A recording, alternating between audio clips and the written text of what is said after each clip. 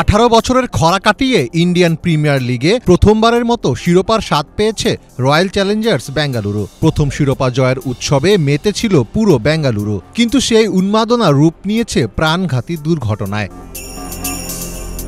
বিরাট কোহলিদের বরণ করে নিতে বেঙ্গালুরুর চেন্নাস্বামী স্টেডিয়ামে এসেছিলেন লাখো ভক্ত।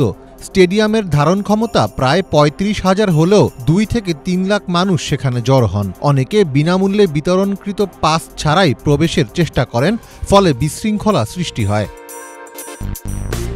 এত বিপুল সংখ্যক মানুষের ভিড়ে নিয়ন্ত্রণ হারিয়ে ফেলেন আইন শৃঙ্খলা রক্ষাকারী বাহিনীর সদস্যরা। পুলিশের লাঠিচার্জ পরিস্থিতি আরও খারাপ করে তোলে। এক পর্যায়ে অতিরিক্ত ভিড়ের কারণে পদদলনের ঘটনা ঘটে। এ ঘটনায় ১১ জন প্রাণ হারান এবং ৫০ জনেরও বেশি আহত হন। ঘটনার পর আহত ও অচেতন অনেককে পুলিশের সহায়তায় কাছাকাছি বাউরিং হাসপাতালে নিয়ে যাওয়া হয়। অতিরিক্ত ভিড়ের কারণে অ্যাম্বুলেন্সের চলাচলও বাধাগ্রস্ত হয়। অনেক লোক এখানে এসেছিলেন বিরাট কোহলি ও বেঙ্গালুরুর খেলোয়াড়দের একনজর দেখতে। বাইরে অনেক লোক দাঁড়ানো ছিল এবং গেটটি বন্ধ ছিল। অনেকেই গেট ঠেলে ভেতরে ঢুকতে চায়, আর এ কারণেই মূল সমস্যার সৃষ্টি হয়। আমি ওদিকে ৩ জন মেয়েকে পড়ে থাকতে দেখলাম, কিন্তু কেউই তাদের উদ্ধার করতে এলো না।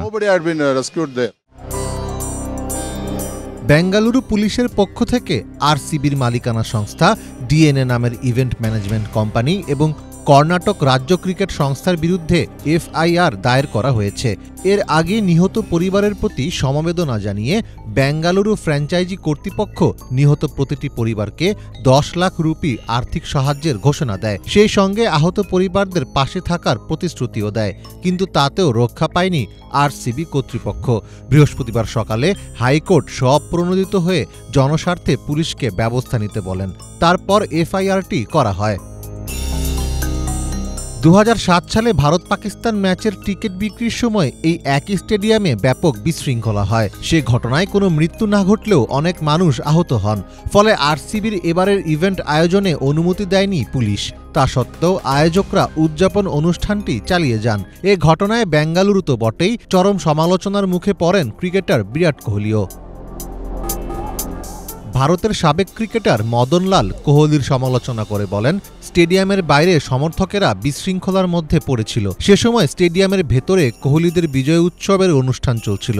তারা কি পারতেন না অনুষ্ঠানটি বন্ধ রাখতে? যদিও এ বিষয়ে কোনো ব্যাখ্যা দেননি কোহলি।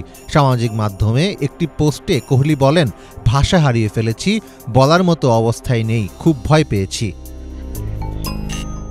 ভারতে ধর্মীয় অনুষ্ঠান ও বড় জমায়েতে পদদলিত হয়ে মৃত্যু এখন নিয়মিত ঘটনা হয়ে দাঁড়িয়েছে।